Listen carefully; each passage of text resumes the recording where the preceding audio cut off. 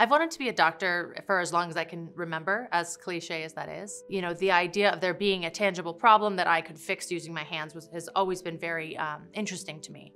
My name is Victoria Gershuni, and I'm an advanced GI, foregut, and bariatric surgeon at Penn Medicine. I see patients with metabolic syndrome and obesity, and I perform bariatric surgery as well. The thing about my care is it's really personalized. Yes, there's an overarching framework, and we, of course, follow best practices and make sure that we get access to all of the care that is possible at a place like Penn Medicine.